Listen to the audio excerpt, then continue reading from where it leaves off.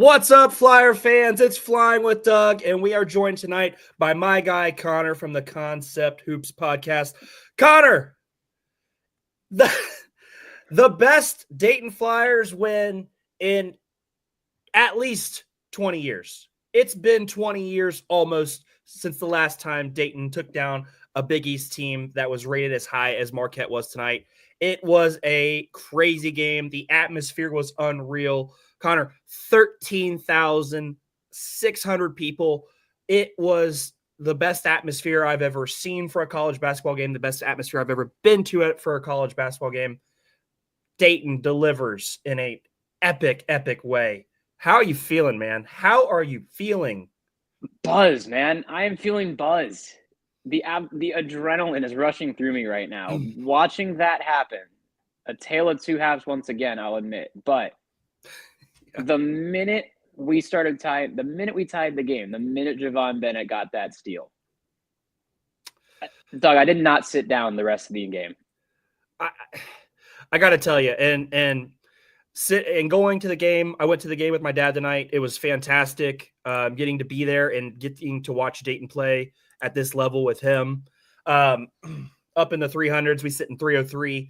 The hugs, the cheers, the screaming, the high fives, everybody in the building, I think, got a hug from me on the way out. It was just, the energy was unreal tonight. Unreal.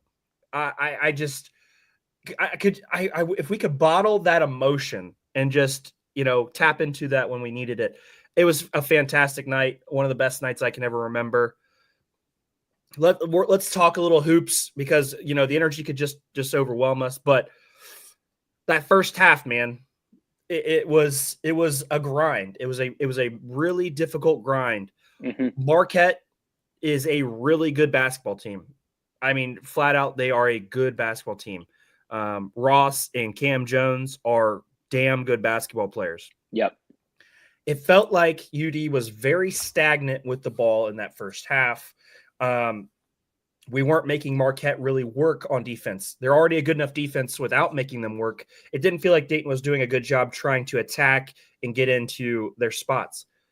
That second half, the story completely changed.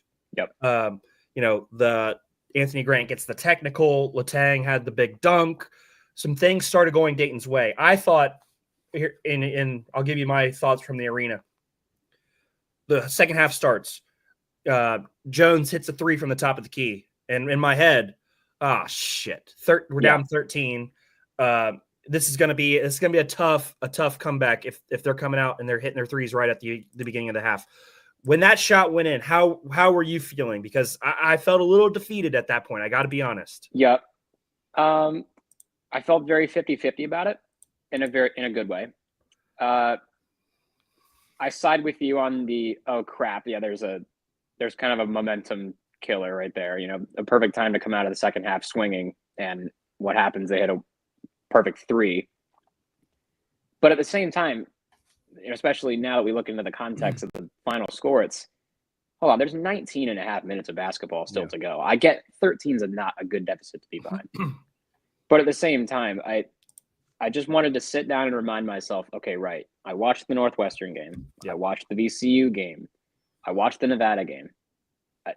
I'm not panicking here. And I'm very glad that I didn't. And that right there, we've seen enough of Dayton now that we know they are going to make a run. That's kind of, I don't like that we kind of have to hang our hat on that. But this Dayton team under AG has been known to make second half adjustments. It's been known to make second half comebacks. I just thought, after the context of watching the first half and how stagnant the offense was, and how good I believe Jones is as a player for Marquette, I thought, man, this is going to be a large deficit to overcome. Absolutely. After that moment, though, after they hit the three, Dayton goes on a what was that, 12-2 run? 12-2 run, yeah. 12-2 run to actually it turned into a 15-2 run or a 14-2 run because Posh Alexander made that bank jump shot to bring it within 1 point. That was ridiculous. And the energy in the arena just exploded in that second half. My voice is hoarse. We're yelling the old time. We're MFing the ref because that Letang call was insane. Oh my God, dude. I looked back at that, and number one, that's a monster dunk by Letang. That was almost out of body, especially with that, which I found awesome. But when I looked back at it, I'm like, okay, he hit the floor that hard. You don't just hit the floor that hard by dunking. You get hit. And so when I saw that replay and I see Anthony Grant, who, by the way, I think it's a good sign when we see Anthony Grant enraged like that, because our record tends to be, I don't know who tweeted it, but I saw the post saying when Anthony Grant goes into a rage, it seems like we do well in those games. And I think we as a team and as a collective group really felt that energy. Oh yeah. Because when I saw that, I don't know why I didn't tweet it, but when I saw that, when Letang was looking up at I think he was looking up at the scoreboard, watching the replay, I really think that something clicked for him. Yeah. I think he was going to go in with a chip on his shoulder. I think maybe going into half, yes, they made that last second bucket, but I could just tell that, all right, we're out for vengeance now. That's how they want to play. And it felt like let's go and hit them. It felt like a fist fight after that. Yeah. It felt like a fight after that moment. Yeah. And not that Dayton did anything dirty back or anything like that, but every Zed-Key dunk, every offensive rebound, every steal went Dayton's way. Every hustle type play went Dayton's way after that moment. And that's what really led to that second half comeback. The defense took it up a notch. The offense started to attack and find the weak spots in the Marquette zone. A couple threes went down. Javon Bennett. Best game of the season for Javon, but I think this is his best game as a Dayton Flyer. It was. And there was a moment, though, in the game where I thought every time he does something well, all of a sudden he had like a little mishap. And I was like, I wasn't sure what was going on, but he just kept grinding. Yep. A steal here, a tip ball there, a big shot in the corner, 3 of 4 from 3 tonight. Yeah. 3 steals. Every single one of them mattered. He made the other team's guard work to get into position. And I got to take my hat off to him. He was really, really good. He was clutch when they needed a big shot. Another guy who I thought Malachi Smith in that first half, I felt like he was just pounding the ball, and it was keeping the team stagnant. In that second half, he was like a different player. He ends up with 6 points, 11 assists. He didn't shoot the ball well, but he got Zed-Key numerous opportunities. Mm-hmm. He finished at the rim. He wasn't getting his shot blocked. He wasn't settling for a floater. He was getting to the basket. That second half for Malachi Smith was really, really big. Looking at it for you, who was your player of the game if you had to give one out? It's tough. I think I got to give it to Javon, to be honest. I think his efficiency, across the game was key. I really think that that's the kind of player we need to ride the momentum on. Now, that being said, Malachi is a close second. Zed-Key is another close second. I think Posh Alexander had a very underrated game. I agree 100% there. But yeah, I think as a collective group, this was a fantastic win. No Isaac Jack, when I heard the news, that kind of stung at the beginning. But seeing Amal Letang pass the ball the way he does, this was by far his most aggressive game, which I loved. Yeah. It seemed like, I think after that foul, Amal Letang was awakened. And I really, really, really enjoyed that. His defense on Cam Jones in the second half, superb. Zed-Key's defense on Cam Jones in the second half, superb. And I'm going to come clean and say something, Doug. What is it? Chase Ross is his name? The other guy? Yeah. That's an NBA player. That's an NBA player I'd sign right now. Or I'd draft right now. I'm not taking anything away from him, but no offense to him, but when you start talking to the Red Scare, we talk back. We saw it. I saw it. We saw it. No, it was it was right there. It was beautiful. And you know what? And to that point, he had backed it up too. He was having a good damn game. He's a good player, like you said. Back to Letang.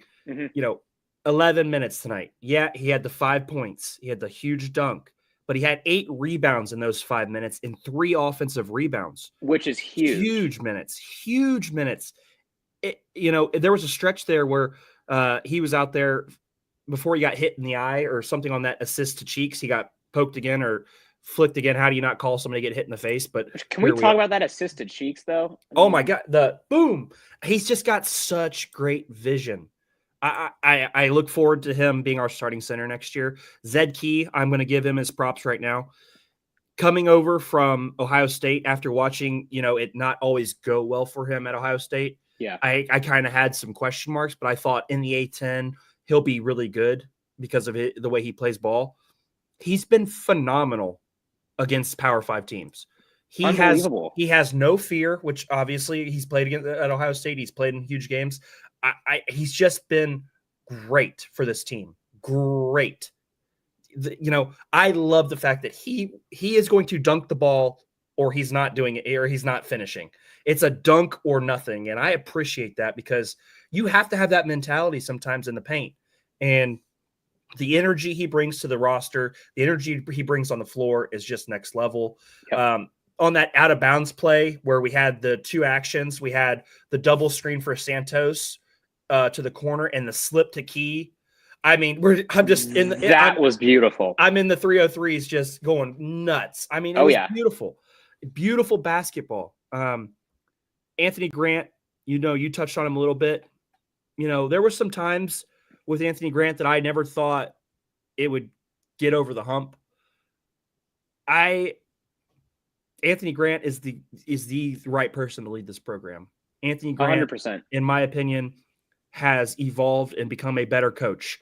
I don't know if it's having a great staff around him. I'm sure that's part of it. But early in Anthony Grant's career, we didn't get these adjustments. We didn't get some of this, the out of bounds after timeout plays, out of bounds plays. We didn't get some of the sets we're getting now. It's really changed over these last couple of years, and Anthony Grant deserves a lot of credit because, it didn't always go well, and now the rewards are getting paid off in a huge way. Anthony Grant has made this program, in my opinion, one of the 25 to 35 best programs in the country year in and year out. Yeah. The fact that we're doing this without an All-American too right now. It's pretty wild that, it's 5 guys who can all play ball. The depth, like people have talked about. Yeah, Musa played a minute. Simon played a minute. Posh had 19 minutes off the bench. Latong played 11 minutes off the bench. In that 1 minute, though, that Simon was in the game, I felt his impact. He secured a big-time rebound in a big moment, and it was able to give Nate Santos a quick breather, or it was Cheeks. It's one of the two. And I don't feel nervous when Simon's on the floor. Yeah, it was just a minute, but that rebound was massive to keep them from another possession. Nate Santos plays 39 minutes tonight. Double-double. His rebounding in the second half, Connor, incredible effort on the board. The offensive rebounds and the putbacks that he had, a double-double on a night where, his 3-point shot, he was 1 of 5, but he busted his ass on the boards and still came away with a double-double. 12 points, 13 rebounds. His second half rebounding was phenomenal. Phenomenal. Yeah. I think maybe not player. I mean, I know we talked about player of the game, but if we want to talk about biggest X factor, it has to be Nate Santos. And purely because of the second half, about how timely he came to life on the boards, that was huge. It kept the momentum going. There were stretches where they cut it to 1, they cut it to 2, and they cut it to 3, where I thought, okay, we need to kind of get the 2-possession game back. Mm-hmm. Nate Santos became that guy. And to be honest, out of nowhere, there were a couple times where I thought, where did Nate Santos swooped in? Yeah, no, he swooped in on the weak side, just crashing and doing what you're supposed, being in the right place, and Marquette not expecting it. Like, no, just he got into the right spots at the right time. Another guy, and we talk about him a lot. We give him a lot of praise because he deserves it. But Enoch Cheeks did not have his best shooting game tonight. But the impact everywhere. He was 7 of 17 from the field, 0 of 5 from 3, but he still ended up with 14 points. He still ended up with four offensive rebounds, Connor. He led us in offensive rebounds, which is wild. Had his 3 steals too. Played good defense on their shooter. It takes so much, but when you got 5 guys who can all play ball at a high level, you might not need a superstar at this point. And Dayton's, they're playing with 5 stars almost at this point.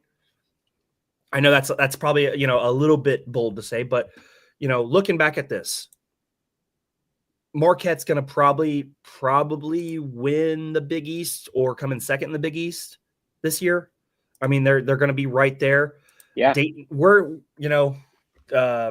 Monday of next week, or what are we? We're on Saturday, Monday of next week. Where is Dayton ranked? I'm going to go bold, Doug. I'm going to say top 15. I could make a case for top 15. Realistically, I want to say in the top 20, purely just because if I'm looking at our losses and how close they are, North Carolina's record doesn't help us. No, but they took it on the shins. No, but Iowa State continuously rising, UConn continuing to win. Yeah, that helps. Tonight, I don't think there can be an argument. Tonight gets us ranked. Yeah, that's what I wanted to know. If you thought we got riot, University of Dayton people riot. Yeah, if we do not make a top 25, it's ridiculous. I got to think about it in another way, Doug. Last season, what was the AP poll / every other basketball fan base's number one complaint about Dayton? That we quote unquote didn't beat a tournament team. Yeah. We've beaten arguably 3 already. Like you can make a case for Northwestern. We almost beat 4. Actually, almost beat 5. Right. Really. And we could still beat another 2. We have UNLV and we have Cincinnati, which, by the way, this game gives me so much more confidence going into Cincinnati now. Yeah, it does. It 100% does. I'm going to predict that the Flyers end up 18th. I like that. Now, let me ask you this, and I believe Rex Gardecki said it on the Flyer postgame show. Yep. This to me felt like a game between 2 top 10 teams. Like you. Oh yeah. Do I think Dayton?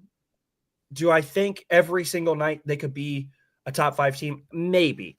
But on any given night, I don't think that Dayton is outmatched by anybody other than maybe Auburn.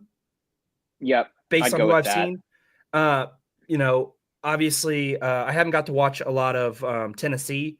I know they won by 2 today. But based on what I've seen, I haven't seen anybody that I don't think Dayton could play with every night. I feel like Dayton could be a top 10 team.